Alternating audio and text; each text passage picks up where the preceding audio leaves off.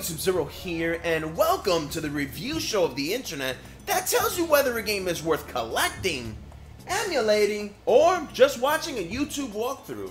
And today, I'm going to be taking a look at 3 games that have been compiled into a brand new shiny compilation, and as of this recording, is not piratable or even emulatable. Are those words? That game is Crash Insane Trilogy for the PlayStation 4. Man, where do I begin? Crash Bandicoot's history goes beyond Skylanders. Anyone check out the Netflix show in which Crash makes an appearance? At least it wasn't based on that mind over mutant Crash. I'm sorry, but if I had a gun to my head forcing me to pick, I'll take Skylander Coot over Hipster Coot any day. 1996 marked the release of what would become the icon and mascot for PlayStation. Crash Bandicoot was the first successful 3D platformer on the console. Not to say there weren't any prior to his debut, but Crash became the face of PlayStation for years to come.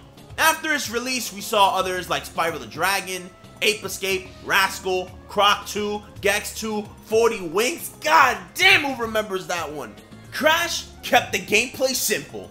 Although it didn't take the steps Nintendo made with Mario 64's open levels or approach to finishing levels, Crash took what everyone knew about 2D platformers and layered it with another dimension. Whether it was the side-scrolling segments or the infamous Sonic's ass camera angle, it was simple and most importantly, it worked. So players began levels and were just expected to reach the end through straight, narrow paths. Not to mention the graphics. For 1996 standards, this was state-of-the-art shit. Hell, even in 2017, I loved the look of the first game. After 3 massively successful games, Crash went on to star in kart racers, party games, handheld entries, and other games I'd rather not talk about. Sadly, after the original developer, Naughty Dog, moved on to bigger and better things, Crash, well, kinda crashed. Okay, I get it. Corny joke. Luckily, today, I'm looking at a collection of the 3 original Naughty Dog games with a fresh coat of paint on the PlayStation 4. Now, does this collection manage to keep Crash from, well, crashing? Upon boot up, you'll be thrown a couple of nostalgic bones. Sony Computer Entertainment America presents a Universal Interactive Studios production. Developed by Vicarious Visions, it's Crash Bandicoot! It's cool seeing a nod to how the original game started up. I would also say the movie that plays prior to selecting one of these 3 games is pretty cool too. But unfortunately, you're forced to sit through it every single time. I'll be looking at each game in chronological order. So let's get into the first entry, Crash Bandicoot. The game begins with 2 mad scientists, Dr. Cortex and Dr. Nitrous Brio, using animals for their mad experiments. One of the creatures they already experimented on is Crash, which ends up barely escaping Cortex's evil castle.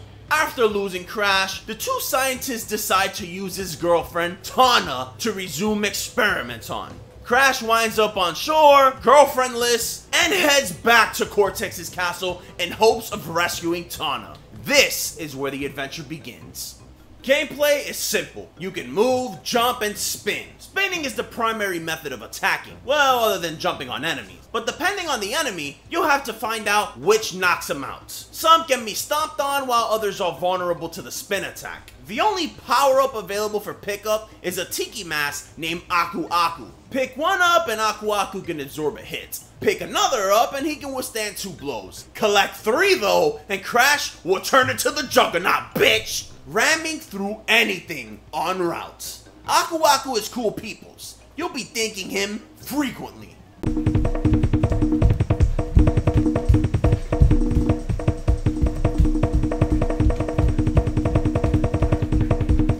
One of the standout standout features here is collecting crystals. Each stage contains crates or boxes, which can be destroyed. By smashing all boxes, Crash will be awarded a silver clear crystal or a multicolored one. Collecting them is optional unless you're going for a 100% completion run. I say it's best to smash them all early on to prevent replaying levels later. Not that ignoring them makes the game any easier, because this game is fucking difficult. Enemies rarely seem to be the problem though. The true enemy here is the core platforming. As I played the game and died over and over and over and over and over and over and over and over and over again, I quickly learned that being able to judge when using a short or long jump is best for given situations. If you don't learn the difference between long and short jumps, you're gonna end up in a lot of pits. I noticed the camera angle, which is mostly behind Crash, made it tough to make those judgment calls. Throughout my entire playthrough, I fell into bottomless pits more than I can count. The viewing angle really took some adjusting to, since you're unable to manipulate the camera. After hours of dying, I realized that your best friend other than Aku Aku is Crash's shadow. It's probably the main reason I beat this game, so trust me when I say it's lifesaver. Damn, do they sell those anymore? If you're having a lot of trouble maneuvering through jumps, just look at the floor. Wherever the shadow is located will be where Crash lands. Since this is a remake of the original game, I believe the controls were left mostly untouched. Now, if you're coming directly from the original PlayStation version, then I guess you can make an argument here, but it's mostly the same. Sure, you can move with the analog stick now, but I never really got used to it. I ended up using the D-pad exclusively. Considering I grew up with the series, it was nice seeing how the new graphics didn't overwrite any memories I had of the original. The same applies to the music. Allow me to go over some of these changes that I've noticed. In the first stage, Insanity Beach, there's a musical transition that occurs after climbing over the stone wall halfway through this short stage.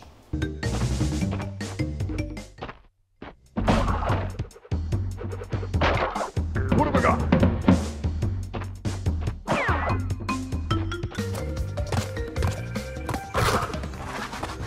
What have I got?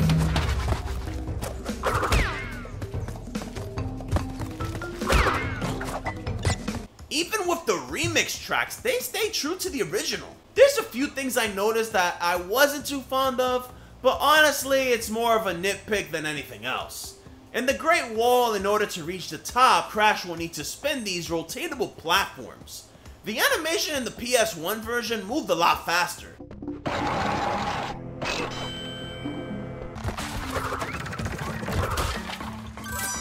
Upstream is the very first stage I remember whenever I think back on Crash 1. In 1996, the water here really blew my socks off when I first laid eyes on it. I always thought that the water looked just realistic.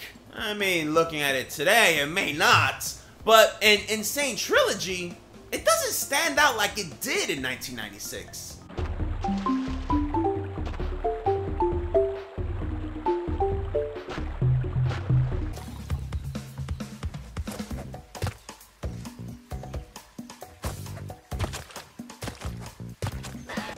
Whatever. The Lost City always looked beautiful. The same applies here. The bats though, to be honest, they moved faster and looked better in the PlayStation 1.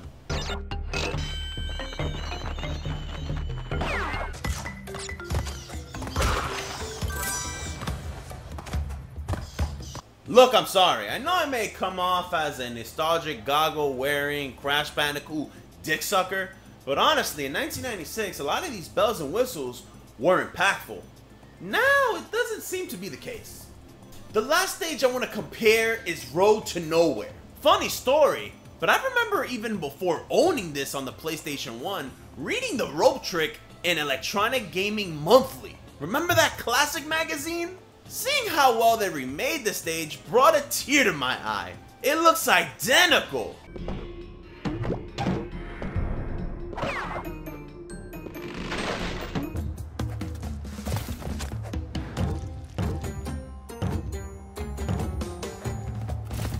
And hey, guess what? This works too!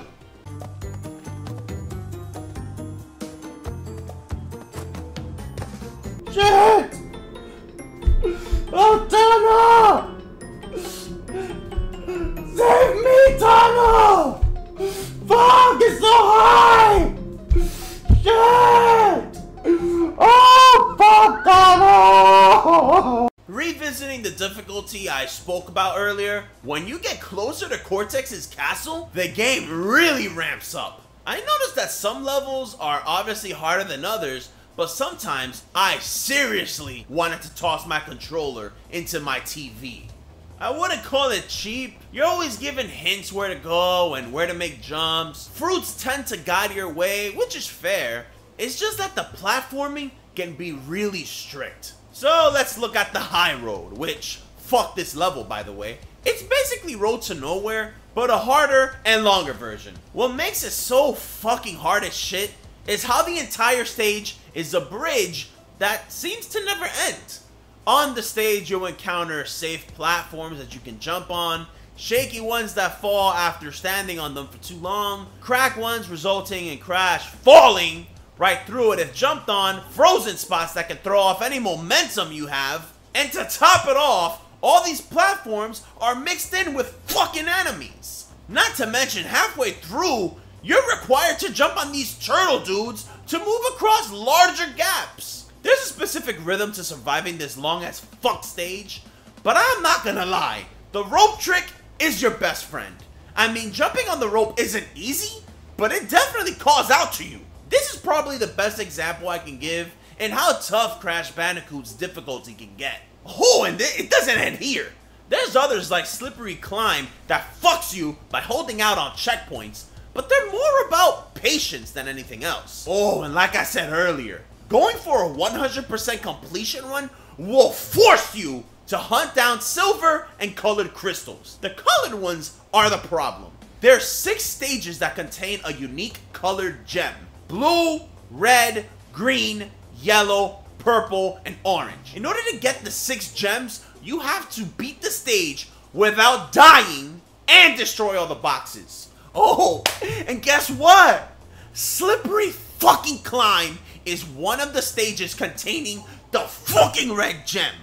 It's very frustrating nearing the end of a stage and screwing up a jump. So guess what? Quit the game and start over. You know what? I really hate the loading screen here. If you're a scrub like me, reserve tons of time to sitting through these loading screens. After collecting the 6 colored gems, the rest of the crystals are honestly a breeze. Other than snatching up crystals, there's 2 hidden keys within 2 stages. Finding the keys will unlock additional stages. Bosses are basically trial and error here.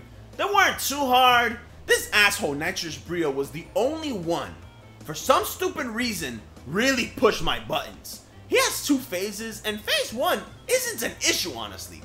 But phase 2, I went on Game Facts, man. Fucking went on Game Facts, man. After taking him down and finishing a couple of more levels, you'll have the chance to fight Neo Cortex. It's not a pain, just like I said before, more of a trial and error run here. After finishing the battle, you save your hot Bandicoot girlfriend and probably get a nice quickie behind closed doors. Tana, now that I saved you, how about you give me a little reward? Da-da-da! Crash? I'm seeing someone already. What do you mean you're saying someone? I went through 3 fucking mountains to save you, bitch! What do you mean you're saying someone? Fucking bullshit! Fuck you, okay? One thing I find funny is that after you get all the gems and crystals, you can save Tana without even fighting Cortex in a stage called the Great Hall. With each gem collected forms a platform, and jumping across all 26 grants an alternate ending with Crash and Tana flying into the sunset. It's just another method of getting that well-deserved quickie, Crash. Congratulations! And that's Crash Bandicoot. Man, I spent a lot of time on this entry, but then again, I grew up with this game more than the other 2 that I'm going to be talking about. So, let's get into Crash 2, shall we? Crash 2 begins right after the first game's normal ending. Cortex comes crashing down from getting his shit split and finds himself in a cave full of crystals. A year later, Cortex reaches out to Crash, reporting that 25 crystals are needed to prevent the world's destruction, which is bullshit if you couldn't tell by now. Crash is pretty gullible, so he aids Cortex in collecting the 25 crystals. And that's the game's primary objective. Tana needs no saving because she's MIA.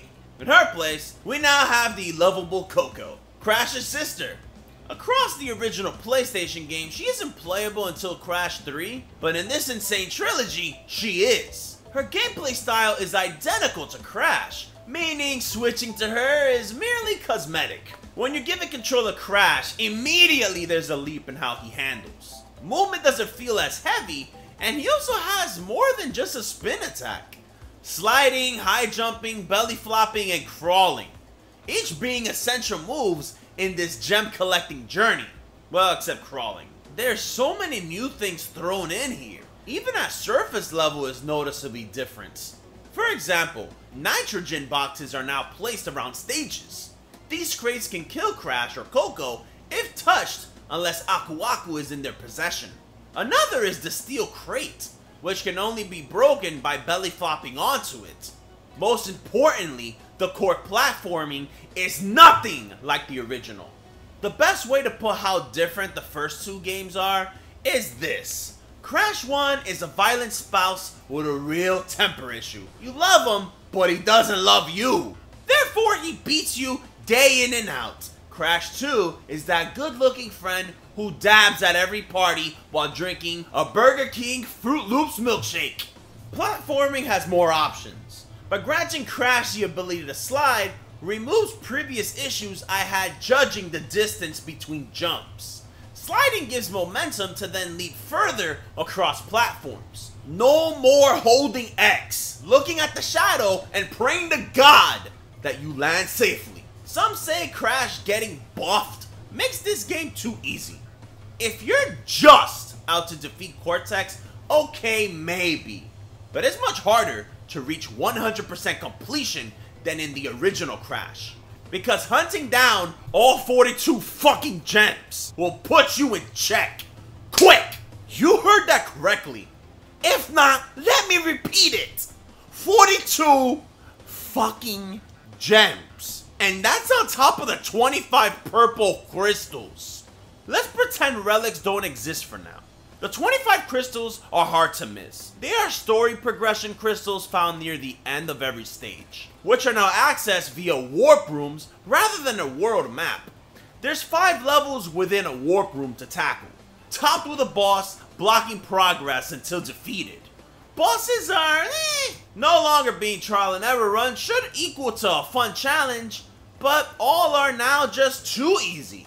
Thanks to the variety presented here, the 42 gems are obtained in unique ways. One level has you reach the end without breaking a single crate. Another stage randomly populates a timer on screen. Anyone beating the clock is awarded one of the gems. Where things get complicated are death routes. I didn't touch on this much before, but Crash 1 had bonus rounds. 3 different types to be exact. Tana, Cortex, and Brio. Yeah, that's out the window. Only one style of bonus round remains, along with a new bonus roundish like, but not really a bonus round. These segments are accessible if you reach a skull platform without dying, hence the name, Death Route. Die and you lose access. Within the Death Route is a gem.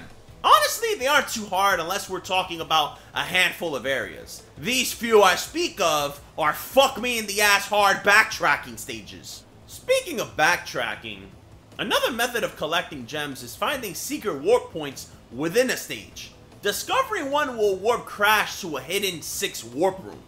This new warp room contains 5 stages of its own that reside within previously cleared stages. If you find yourself missing a large amount of crates or boxes at the end of a level, it's because you need to access the 6th warp room. I won't lie, this shit was fucking confusing. And I think that's pretty much all the ways of collecting gems. Luckily, the loading screens, although annoying, is your best friend.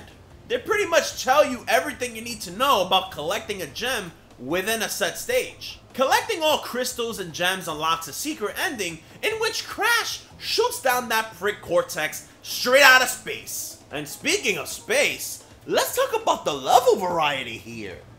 One of my all-time favorites back in the PS1 days would be EODO.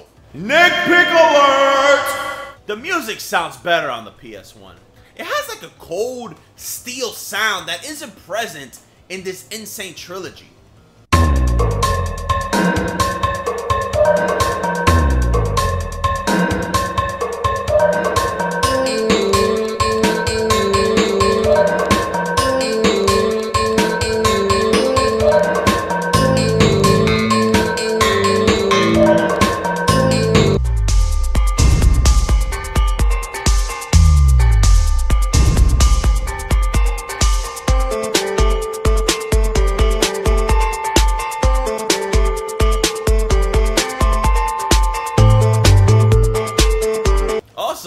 Mario World much?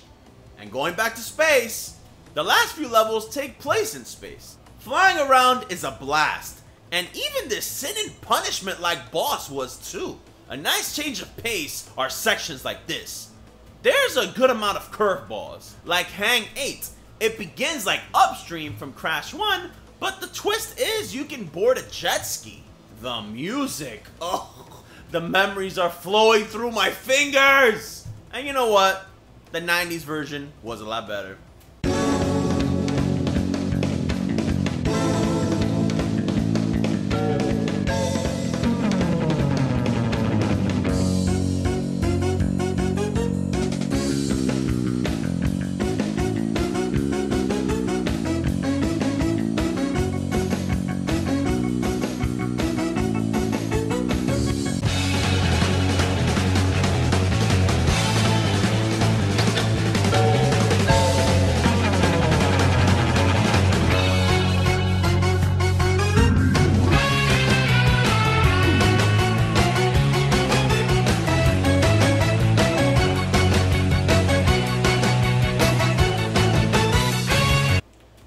Name some negatives though.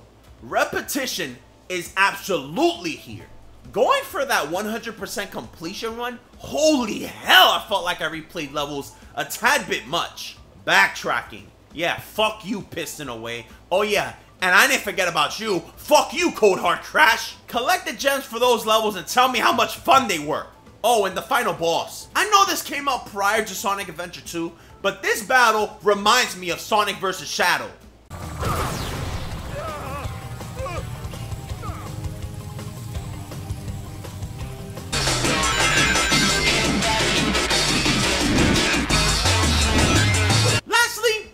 The D-pad over the analog. Analog movement isn't awful, but it's not Mario, let's be honest here. You know, this game actually had a chunky amount of content that kept me busy for days. But at the end of the day, I still preferred the first Crash Bandicoot game. So now that we looked at Crash 2, let's look at the final entry in this trilogy. Crash 3 Warped. Or simply put, Crash Warped. Before I proceed, I want to state that even though I own the original PlayStation version, I don't have much experience with it because I moved on to the Dreamcast during that time. Can you believe that I lent my copy of Marvel vs. Capcom 1 for this? That dickhead never gave it back to me, so I still have his copy of Crash Warped! His name was Cadian. Fuck you, Cadian. Crash Warped begins right after the true ending of 2. Cortex is shot down from space. Afterwards, we see him getting ripped a new one by an evil tiki mask named Uka Uka. It's hinted that Cortex was under his command the entire time. He's tired of Cortex's failure and takes matters into his own hand.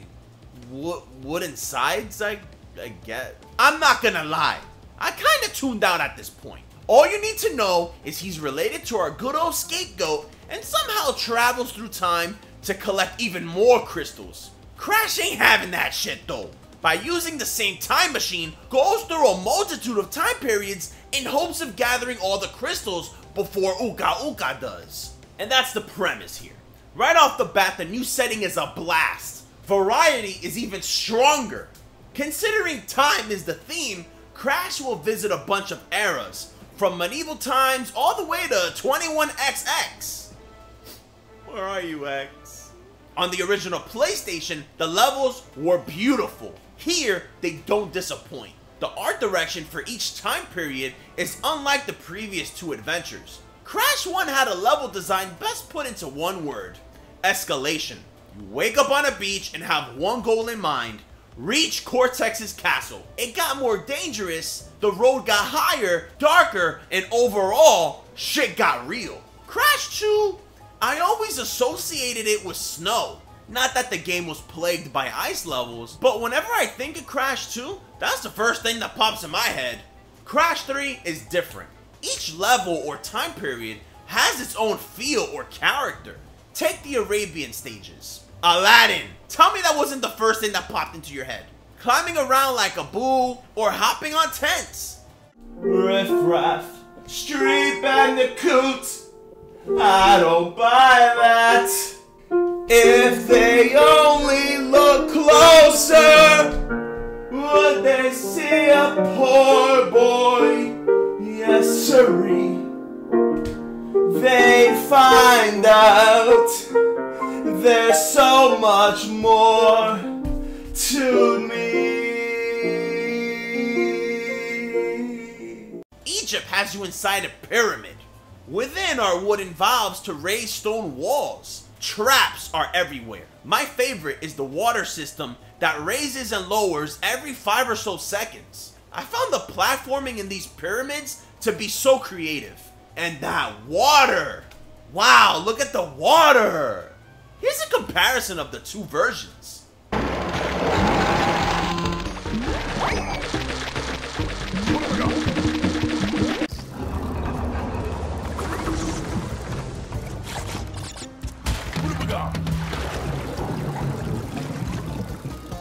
I say both are great looking. Speaking of platforming, if you're coming straight from Crash 2, then welcome home.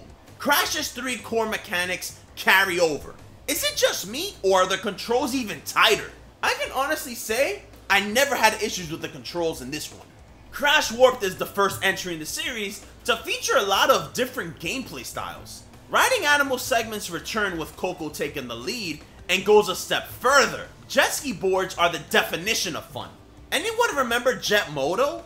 Or am I too old? Whoa, it's that! Crash even takes the skies during the Great War. Shooting down bogeys surprisingly feels impactful. Crash also hits the road in a stylish motorcycle race. I say stylish because it takes place during the 50s. Crash is sporting a rocking leather jacket as you speed by diners that probably serve some delicious milkshakes. Not that powdered crap. You know, now that I think about it, I actually haven't seen Grease in a long time. I got chills, they're multiplying, and I'm losing control. I've heard some say they prefer their platformers to stick to, well, platforming. I personally don't mind vehicle sections as long as they remain polished and fun. Plus, there's a nice balance laid out that doesn't allow them to overpower the traditional stages. Instead of warp rooms accessed through a singular elevator, Crash Warp compiles them into one giant hub called Twisty Time Machine. 5 rooms reside in Twisty Time, each adjacent to one another. Within a room are stages. I guess due to the layout, it really reminds me of the End of Time from Chrono Trigger.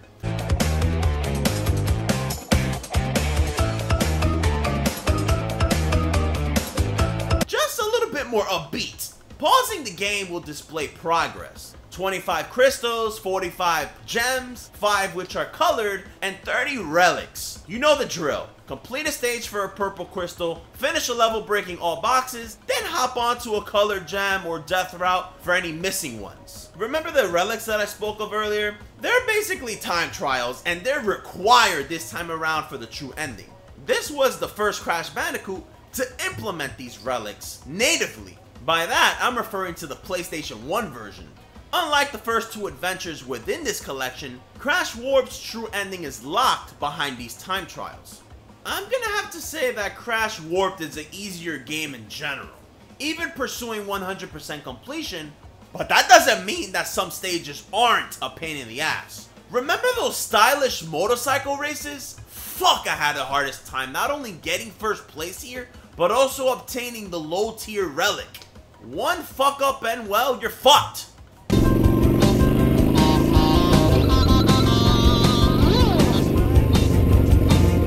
Fuck you! I found it really annoying that you simply can't pause the game and hit restart unless you're in a time trial. Writing into a clock to initiate the time trial was also a problem for me. After countless failures, I sometimes forgot to drive into it. And with no restart in the pause menu meant exiting the stage, looking at a long ass loading screen, re-entering, and staring at another fucking loading screen. It was an issue I had with the first two games, but here, it became a big deal. By the way, I'm not knocking these races. I love them. I just suck. Any Mario Kart enthusiast will probably have no trouble here. Hardest level in my opinion has to be the flying race. Shit! Imagine Superman 64. Just not that bad. There's rings Crash needs to fly through, in order, all while passing the other planes. For some odd reason, you can't shoot them down. It took me about 45 minutes to beat this one. It's not too brutal. Again, with no restart option, the only way I was able to restart the level was by flying into nitro crates. Another annoyance. One that found itself in the other two games, but sticks out like a hard dick here, is running towards the screen. Oh my god, that fucking dinosaur with lava pools. I don't get it. I had such a hard time navigating forward. Look how I'm moving. This is crazy. Bosses. Awesome. Best in the series. The first had trial and error encounters. The second, don't remember most of them due to how easy they were. Here, they're creative. Look at this fight. And this one. I would say they land perfectly in between the first and second game's difficulty. And you know what? Defeating a boss grants Crash a new ability. These skills are basically souped up versions of his existing arsenal, like the super belly flop, the Wind Waker spin attack, and double jump, which isn't as useful as you may think. The craziest power-up is the Fruit Bazooka. Holding L2 will pull out a bazooka, aiming reticle and all, to allow fruits being fired at anything. Any annoying enemies that you encountered in the past don't stand between you and collecting crystals anymore. Praise, bitch! Give me fucking money! Just remember to shoot Bizarro Crash when you get the chance. Finally, the last battle between Cortex and Crash is pretty sweet. As Crash deals with the Back to the Future board-wielding prick, the Tiki brothers face each other as well. Reminiscent of Dragon Ball Z. If you manage to collect all the gems, you defeat Cortex once and for all. I don't see him coming back after this one. Oh wait. So there you have it, guys, my review or rant on Crash Insane Trilogy for the PlayStation 4. Now, because the game cannot be emulated, I unfortunately cannot give my traditional rating system, so I'm going to cut to the chase.